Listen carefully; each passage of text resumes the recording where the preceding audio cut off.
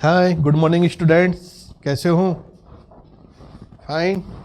तो myself Vishnu Soni हु science academy के ऑनलाइन प्लेटफॉर्म पर मैं आप लोगों का हार्दिक अभिनंदन कर रहा हूं। जैसा कि हम लोगों ने लास्ट वीडियोज़ के अंदर देखा है कि आप लोगों के करंट में जो टॉपिक हम लोगों ने स्टार्ट किया है वो है आनुवांशिकी जेनेटिक्स। आनुवांशिकी जेनेटिक्स के अंदर हम लोगों ने जो रनिंग में हम लोगों के जो टॉपिक चल रहा है वो टॉपिक था आनुवांशिकी की शब्दावली।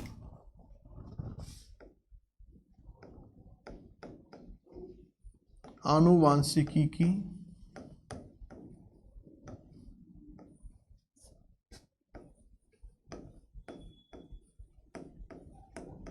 शब्दावली।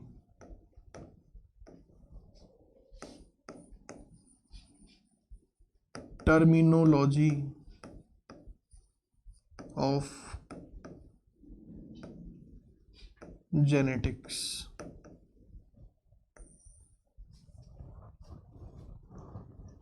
इस टॉपिक के अंदर हम लोगों ने अभी तक कुछ जेनेटिक्स की जो शब्दावलियाँ थी, टर्म थी, उनको डिस्कस कर लिया है।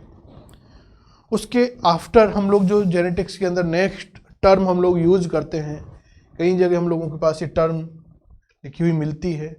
तो वो टर्म हम लोगों के पास क्या है बेटा? वो है क्रॉस।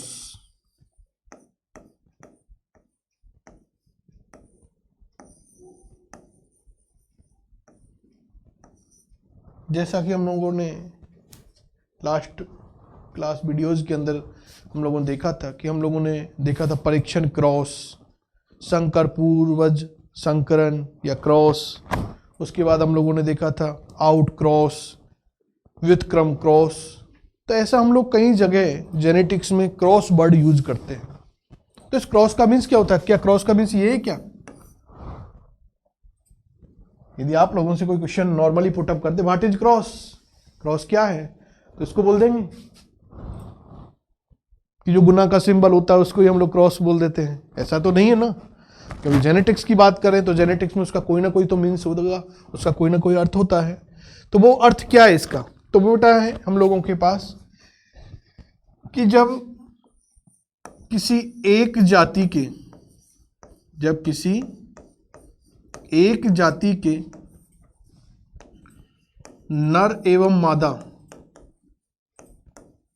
जो मेल एंड फीमेल जो है, यदि उनके मध्य में लैंगिक संयोग होता है, सेक्सुअल कॉम्बिनेशन होता है, तो इस सेक्सुअल कॉम्बिनेशन की प्रोसेस को, प्रक्रिया को ही क्या कहा जाता है? क्रॉस बोलते हैं। तो क्रॉस क्या है? किसी एक जाति के नर और मादा के मध्य में लैंगिक संयोग या लैंगिक संयोजन की प्रक्रिया क्रॉस कहलाती है। नेक्स्ट जेनेटिक टर्म हम लोग यूज करते हैं बेटा, वो है आप लोगों के संकर।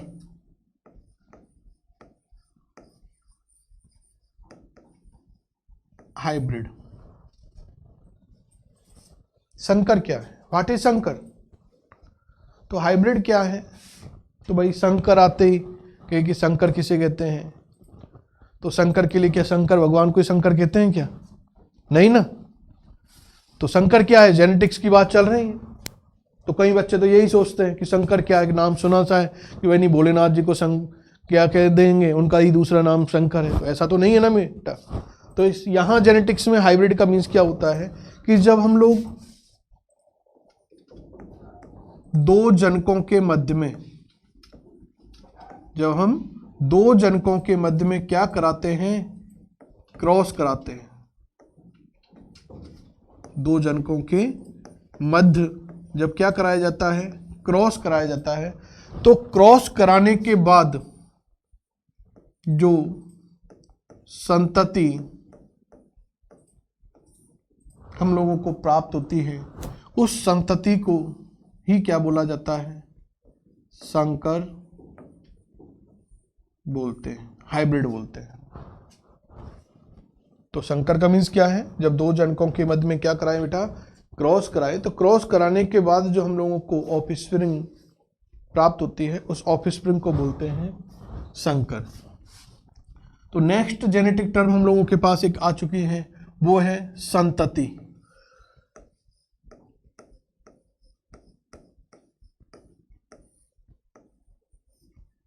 ऑफ स्प्रिंग, जस्ट यहां यूज हुई थी। संतति क्या है, ये संतति किसको कहेंगे? तो संतति को भी हम लोग जेनेटिकली डिफाइन कर सकते हैं, परिभाषित कर सकते हैं। वो क्या है, जब हम लोग दो जनकों के मध्य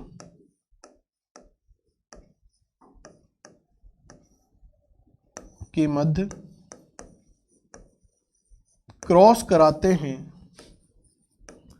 तो क्रॉस कराने के बाद जो पीढ़ी, जनरेशन,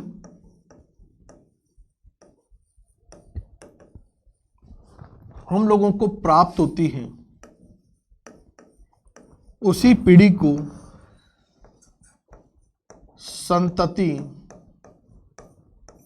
यानी ऑफस्प्रिंग्स और इंडिविजुअल्स कहा गया है। तो जब दो जनकों के मध्य में क्रॉस कराएं, तो क्रॉस कराने के बाद जो पीढ़ी हम लोगों को प्राप्त होती है, उस पीढ़ी को क्या बोलते हैं, संतति। तो जेनेटिक्स में नेक्स्ट यूजेबल टर्म क्या है, संतति है। इसके बाद जेनेटिक्स में हम लोग नेक्स्ट टर्म कई जगह देखते हैं, लिखा रहता है संकरण,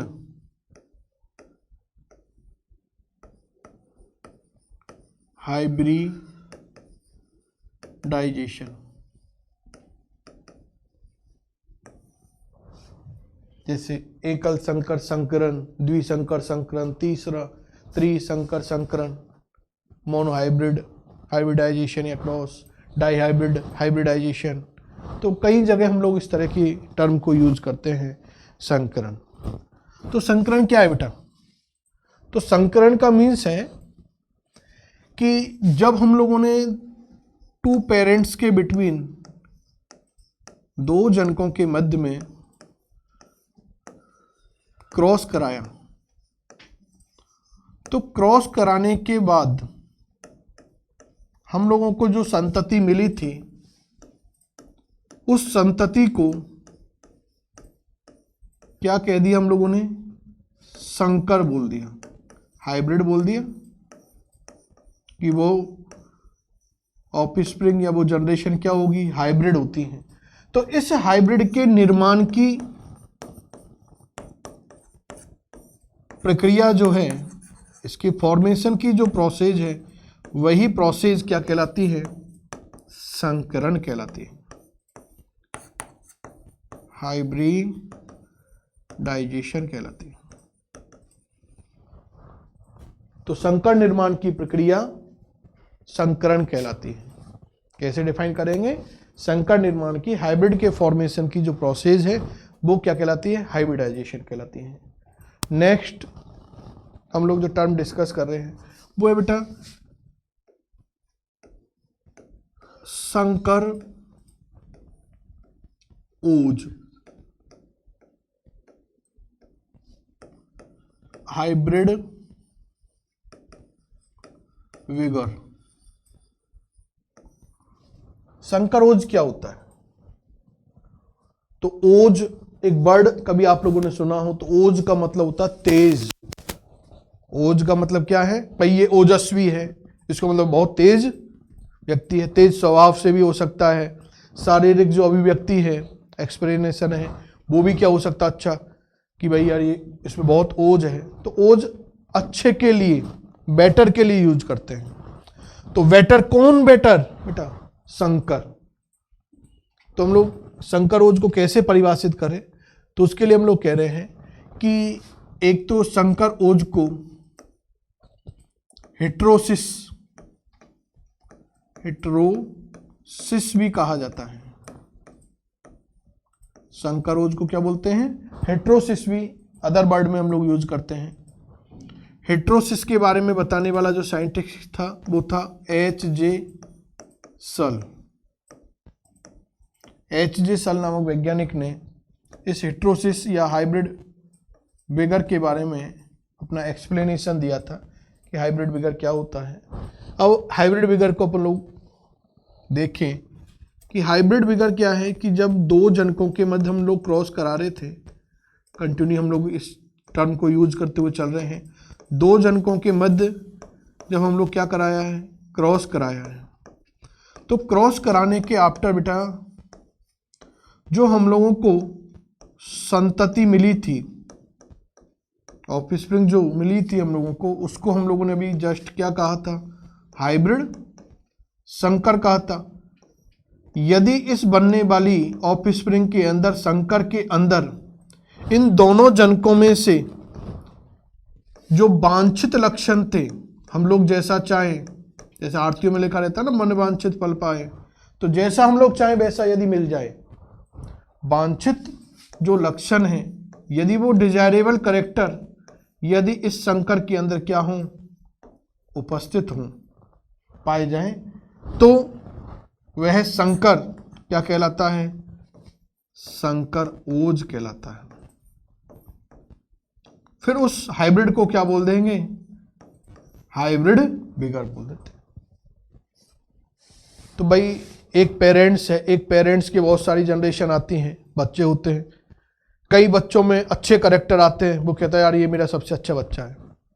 तो इसका मतलब जैसा वो चाह रहा था, भाई उसके अंदर कोई ना कोई प्रॉपर्टी तो देखना चाह रहा है, यदि वो करेक्टर उसके अंदर है, इसका मीन्स क्या है? वो गुड के लिए, बेटर के लिए यूज कर रहा है। तो ऐसे ही हम लोग बेटा या जेनेटिक्स में भी देखते हैं कि जब आपस में हम लोग जनरेशन टू जनरेशन पेरेंट्सों में क्रॉस कराते हुए चलते हैं, तो जो डिजायरेबल करेक्टर है, जो अच्छे लक्षण है, यदि वो नेक्स्ट जनरेशन में चले गए या हम लोगों को वहां अपेयर हो गए, रिप्रेजेंट हुए, तो फिर जो ऑफस्प्रिंग प्रोड्यूस हुई है, उस ऑफस्प्रिंग को ही बोल देंगे हाइब्रिड विगर। सेम लाइक जैसा हम लोगों ने अभी जस्ट देखा है हेट्रोसिस, ऐसा ही आप लोगों के एक वर्ड आप लोगों ने इस लाइक ही सुना होगा 11th वाले पार्ट में, जब आप लोग नीलहरित शैवाल, blue green algae, cyanobacteria discuss कर रहे होंगे, तो वहां भी एक टर्म आता है हेटेरोसिस्ट। हेट्रोसिस्ट।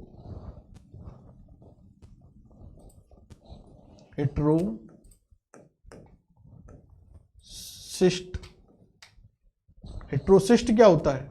तो heterocyst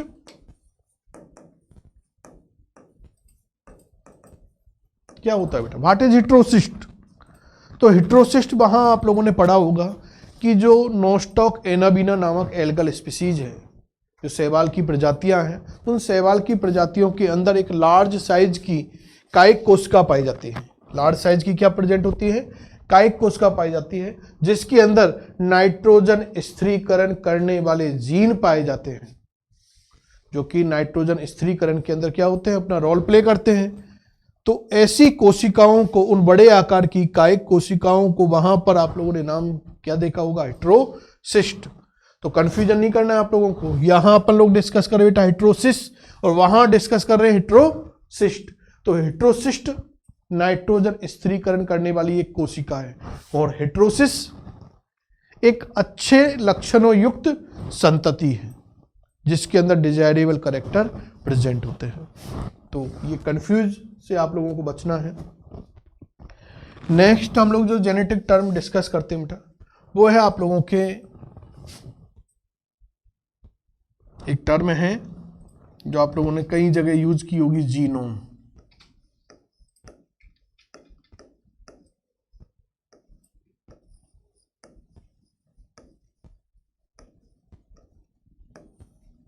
what is genome?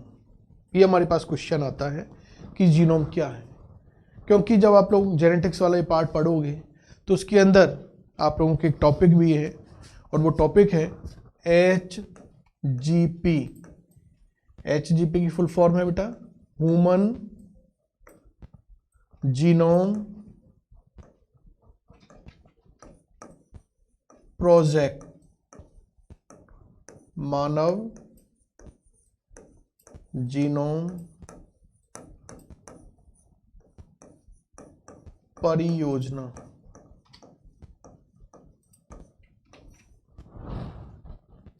Human genome project. तो यहां पर भी देखो एक वर्ड यूज आया है जीनोम,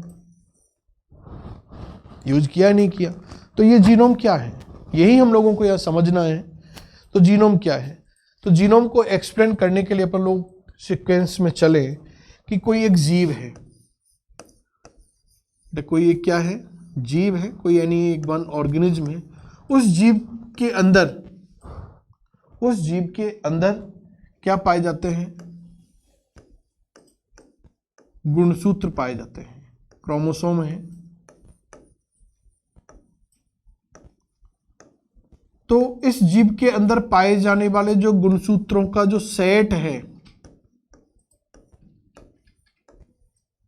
यानी जो युग्म है, उसी युग्म को बेटा कहा जाता है जीनोम। उसी को क्या कहा जाएगा, जीनोम कहा जाता है। तो व्हाट इज जीनोम, तो जीनोम को अपन लोगों ने ऑर्डरली समझा है कि कोई एक जीव है, उस जीव के अंदर क्या पाए जाते हैं, गुणसूत्र पाए जाते हैं। तो गुणसूत्रों का जो एक टोटल सेट होता है, उस टोटल सेट को, और गुणसूत्र हम अपन लोग जानते हैं कि डिप्लॉयड होते हैं।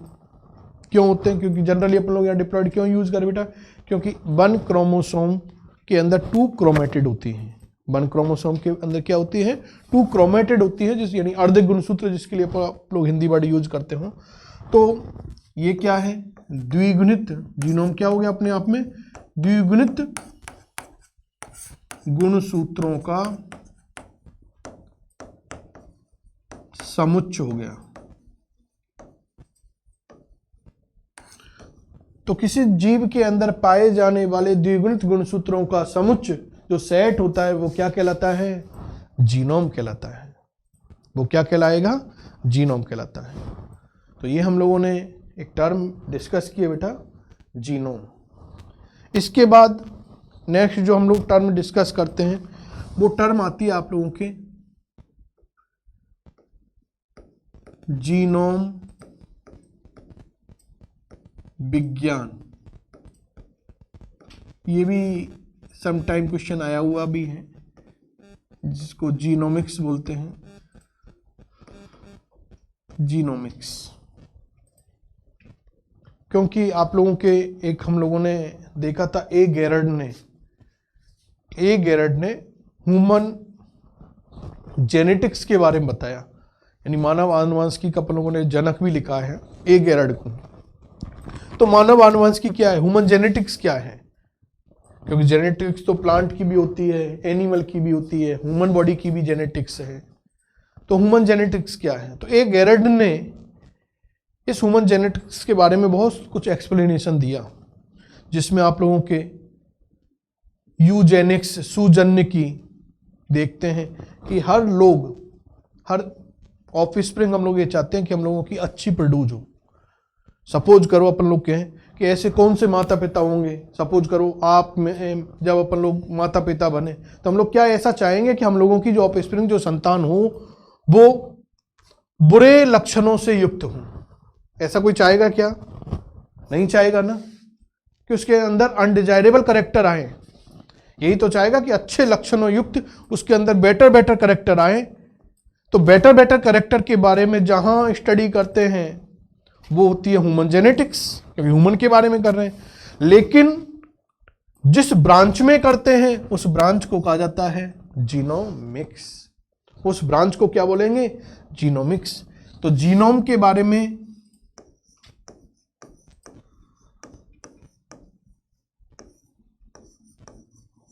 सुजनकी के बारे में, यूजेनिक्स के बारे में,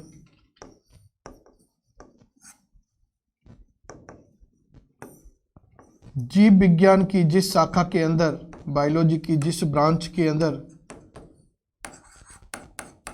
हम लोग अध्ययन करते हैं, स्टडी करते हैं, उस शाखा को क्या कहा जाता है, जीनोमिक्स बोलते हैं। वह ब्रांच कौन सी है बेटा, जीनोमिक्स। नेक्स्ट हम लोगों के जो टर्म हैं वो आते हैं केंद्रक प्रारूप,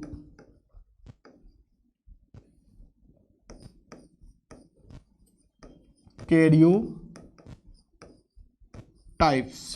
केंद्रक प्रारूप। मेरे को तो ऐसा लगता है कि शायद आप लोगों ने ये शब्द सुना होगा,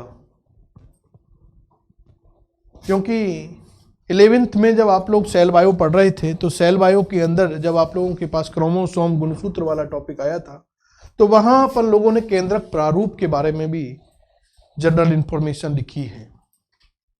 तो वही केंद्रक प्रारूप आज फिर टर्म के फॉर्म में आया है जिसका जेनेटिक्स के अंदर यूज होता है। तो व्हाट इज कैरियोटाइप? तो कैरियोटाइप क्या है, तो उसको समझने के लिए भी अपन लोग एक सीक्वेंस में चले कि जस्ट अपन लोग देखा था कि कोई एक जीव है, यानी एक वन ऑर्गेनिज्म है। इस जीव के अंदर क्या पाए जाते हैं? गुणसूत्र पाए जाते हैं।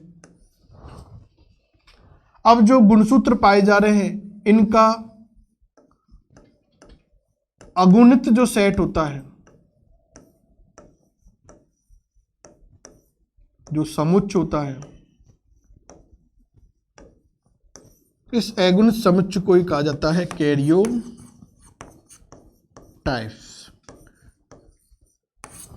क्या होगा? कैरियोटाइप होता है। तो किसी जीव के अंदर पाए जाने वाले गुणसूत्रों का अगुणित समुच्चय, सेट, क्या कहलाएगा? केंद्रक प्रारूप, कैरियोटाइप कहलाता है। नेक्स्ट हम लोग देखें, एक नेक्स्ट जेनेटिक्स के अंदर हम लोग टर्म यूज करते हैं इडियोग्राम।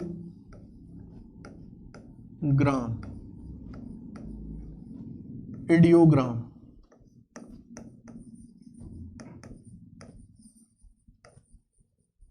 तो व्हाट इज इडियोग्राम?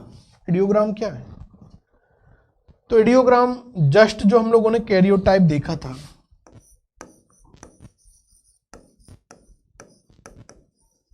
कि एक जीव के अंदर जो पाए जाने वाले गुणसूत्र हैं, उन गुणसूत्रों का जो अगुणित समुच्चय होता है, उस अगुणित समुच्चय को क्या बोलते हैं? कैरियोटाइप्स बोलते हैं। सॉरी, कैरियोटाइप्स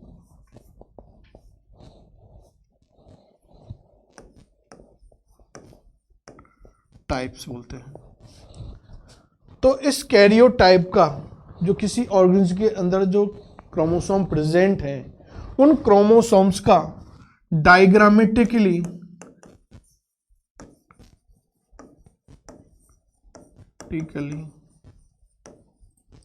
जो रिप्रेजेंटेशन होता है, यानी निरूपण जो है, वही क्या कहलाता है आप लोगों को बेटा? इडियोग्राम।